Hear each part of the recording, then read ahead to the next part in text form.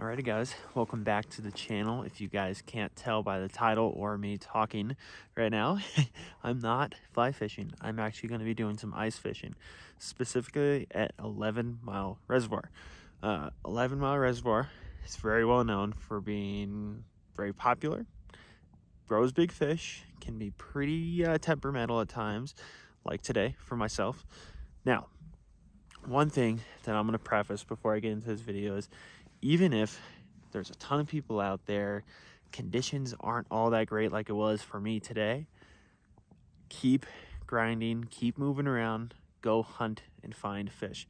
That is a #1 tip I can say. If you are ice fishing at 11 Mile Reservoir, do not get stuck in that tent and sitting in the same spot all day. Now, having a tent isn't a bad idea for the first 2-3 hours where fish are moving throughout the entire lake, and also when it's really cold, of course. But once that morning bite really starts to shut off, if you have a tent, pack that thing up and start hunting around. Look for deeper water, look for a different structure, go and hunt and find these fish. That's the only way you're going to catch them, right? If the fish are not coming to you, how can you expect to catch them, right? If you're not marking fish throughout the day, your jaw jacker, your dead stick is not going off, why sit there and keep fishing all day? That's just not going to make sense. So pack up your stuff, head out to the middle of the lake, head out to different structure, go to a different parking lot and go find fish. Now today my auger kind of took a dump. If your auger takes a dump in the middle of the day, then obviously you can't do that like I did. I preferably would have gone out into the middle of the lake today. Instead I was stuck in the same 2 holes that I was fishing all day. I still had some success middle of the day and a little bit in the afternoon, but ideally, if an auger is working, pack up my stuff and go out there. Don't change out your lures. Don't change to a super micro little tungsten jig with a wax worm. Obviously that'll catch fish, right? But I keep tube jigs on all day. I just change the spots that, where I'm at. Fish don't tend to keep circling over and over and over and over and over in the same spot. So you need to go find where their cruising pattern goes to in the middle of the day, and then in the afternoon. And a lot of times, that morning bite where that was good, head back there in the afternoon right before sunset, and that's going to be a good spot to go to. But anyways, if you see a full parking lot, you see not a lot of people catching fish, don't post up where everyone's posted up at. Head out, go 100 yards away from everybody else. Start there. That's my #1 tip. Now, let's go to some fishing. Get to this video. Enough of this yapping. All right. Fingers are freezing. Bait's getting chewed up. That's okay. There's fish around us. Let's catch some more fish. It's cold.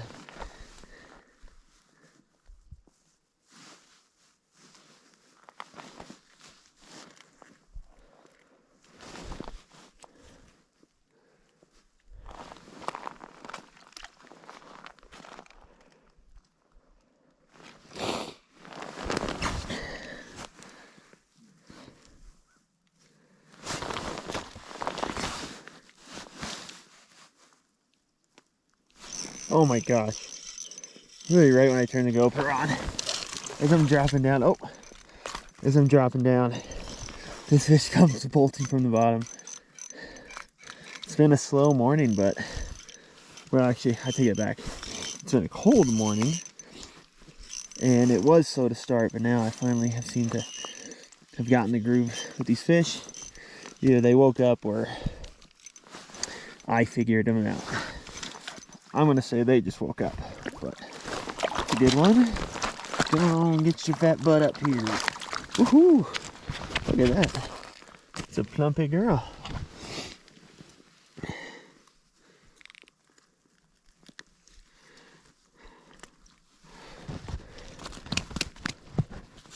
Wow. Check that out, man. That is a beefy cut bow. Let's get her out. See ya. Well, just like way earlier, as soon as I turned the camera on, fish comes up. And it feels like a pretty good one. They all feel pretty good in here, but still. Taking some good runs.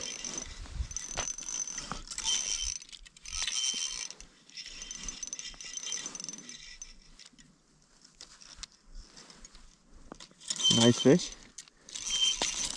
Take my glove off while I can.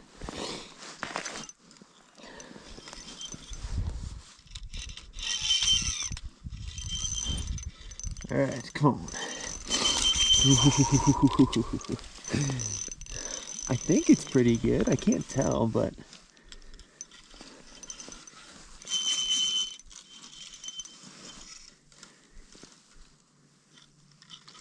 oh yeah. It's not a monster, but it's definitely a good fish.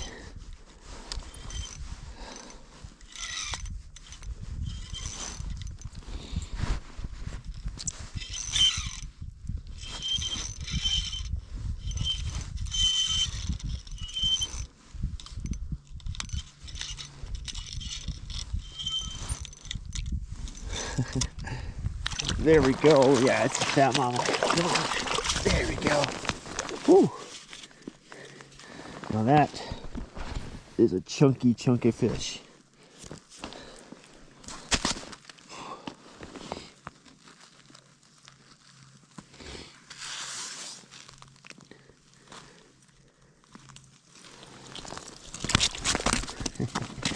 Well, I'm just trying to get a good close-up for you. Alright, well, yeah, it's a super solid fish. Put up an awesome fight.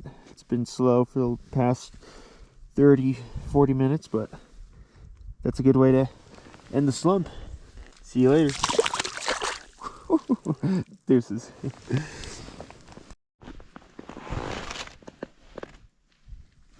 There we go.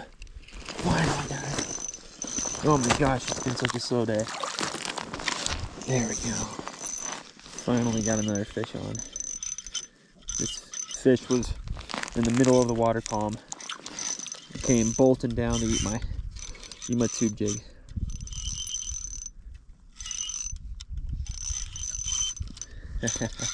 Well, so much for leaving early. It's not bad either. It's not the biggest, pretty standard 11-mile size, but standard 11-mile size is pretty darn good.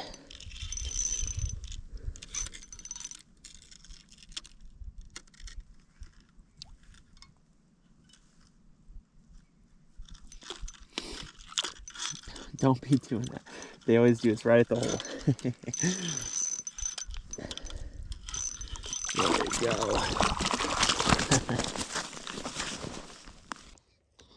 Well, check that out, guys. Pretty standard is hilarious to say, because that is a fantastic fish anywhere else. Beautiful green, blue back, and look at those beautiful eyes. I've never noticed that before, but you got a kind of a teal hint to them. So we're gonna get her out of here. Whoop. You're supposed to go this way. Go down. See ya. All right, well, I've got to say that's quite the confidence booster. It was getting really slow, and you know, I was feeling pretty down about my odds for the rest of the day. You know, I don't have the opportunity to move around and go chase these fish like I normally like to do. Again, because my auger kind of took a dump. But, you know, since that time, I've marked a few fish, and I've had 2 eats. That was one of those 2. The first one I didn't obviously get the hook in. And then this time, this fish just absolutely true, ate it without a doubt. So it was super cool. I saw it come about 6 feet. My jig was about 9 feet, and it just went straight down to it.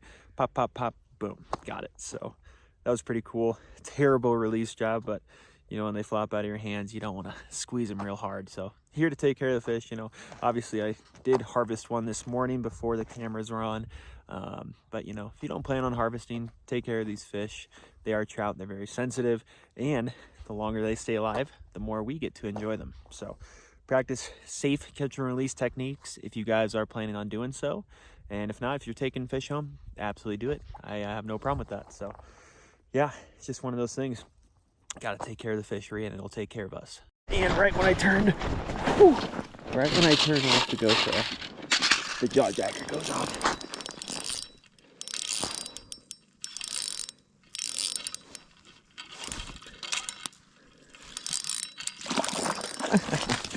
There we go, guys.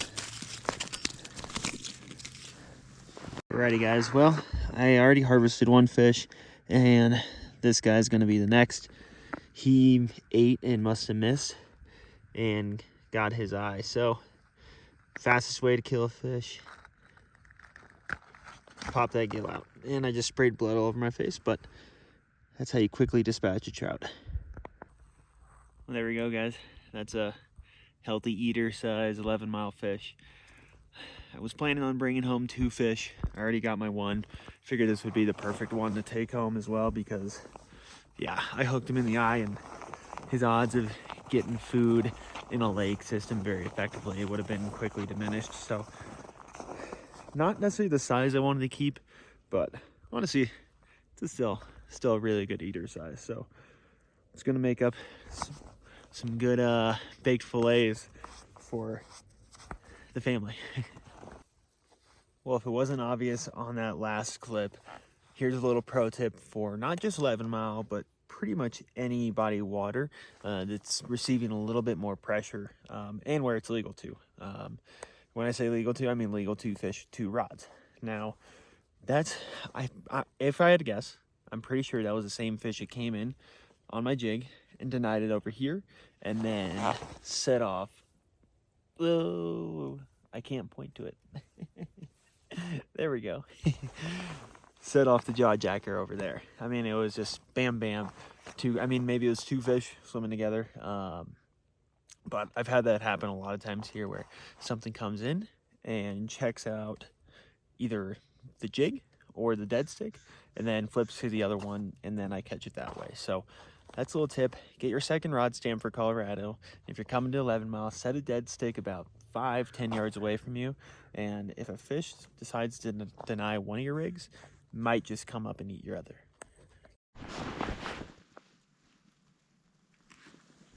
Fish just came up on it. Let's see.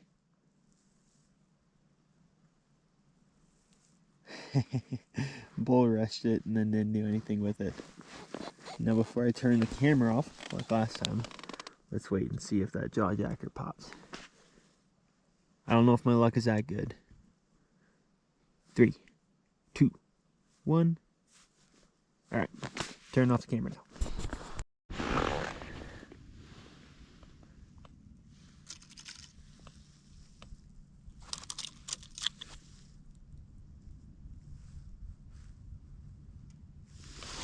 There we go, guys.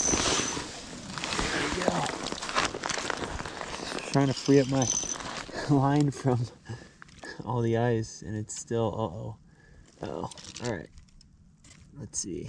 We might be able to do this. We're gonna have to do this with our hands, unless I can make a big loop. It's wrapped around this here. I think I can get it out, hopefully, without breaking. Okay, all right, I got it. Ugh.